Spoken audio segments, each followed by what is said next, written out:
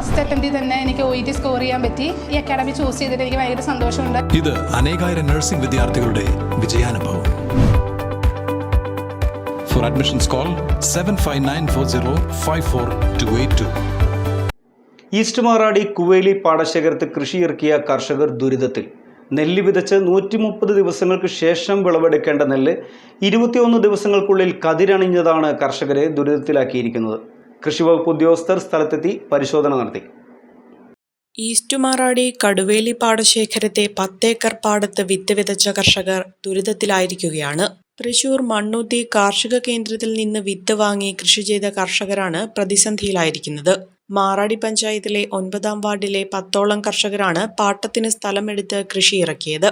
നെല്ല് വിതച്ച് 130 ദിവസങ്ങൾക്കു ശേഷം വിളവെടുക്കേണ്ട നെല്ല് 21 ദിവസങ്ങൾക്കുള്ളിൽ കതിരണിഞ്ഞതാണ് കർഷകരെ ദുരിതത്തിലാക്കിയത്.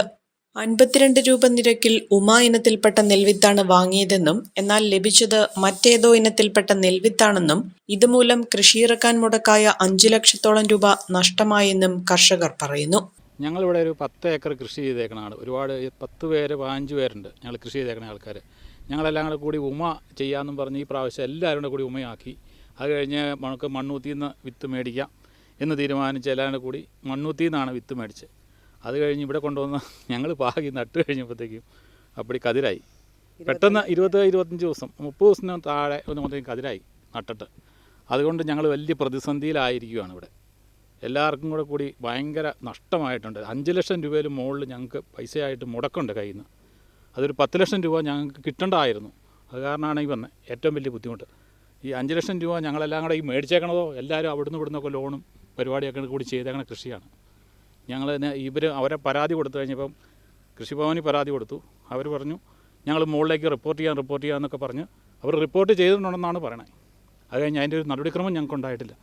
അത് കാരണം ഞങ്ങൾക്ക് ഈ നഷ്ടം എവിടുന്നെങ്കിലും ഞങ്ങൾക്ക് നികത്തി തന്നില്ലെങ്കിൽ ഞങ്ങളുടെ എല്ലാവരുടെയും കാര്യം വളരെ കഷ്ടത്തിലാവും.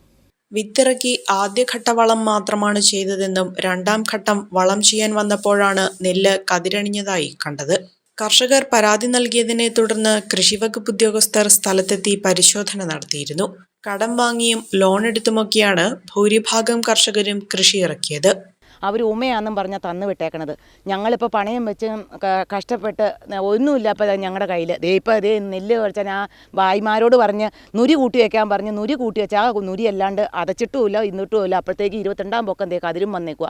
ഞങ്ങൾ 2ാമത്തെ വളം ചെയ്യാൻ വന്നപ്പോഴത്തെ കതിരായിട്ട് നിൽക്കുക. ഞങ്ങൾ ഇനി എന്ത് ചെയ്യുമെന്ന് ഓർത്തുകൊണ്ട് പ്രതിസന്ധിയിലായിട്ട് ഞങ്ങൾ നിൽക്കുക. ഞങ്ങൾ എന്നെ കാണിക്കണേന്ന് ഞങ്ങൾക്ക് ആരെങ്കിലും എന്തെങ്കിലും ചെയ്തു തരാനുണ്ടോ? പണയം വെച്ചും വീട്ടിൽ നിന്ന് കടം മേടിച്ചും വായ്പ മേടിച്ചും ലോണും എടുത്തൊക്കെയാണ് ഇത് ചെയ്തു വെച്ചേക്കണത്. ഞങ്ങളിനി എന്ത് ചെയ്യണമെന്ന് ഞങ്ങൾക്ക് ഒരു പിടിപാടുമില്ല. ഞങ്ങൾ എങ്ങോട്ട് പോകുന്ന ആത്മഹത്യ ചെയ്യേണ്ട വക്കിലാണ് ഇപ്പം ഞങ്ങൾ നിൽക്കുന്നത്.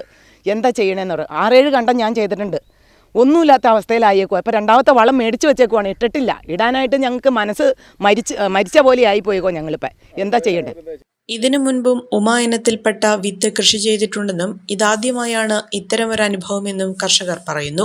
ഞാറ് നടാൻ മുടക്കിയ പൈസ പോലും കതിരണിഞ്ഞ നെല്ല് മൂപ്പെത്തിയാൽ കർഷകന് തിരികെ ലഭിക്കില്ല.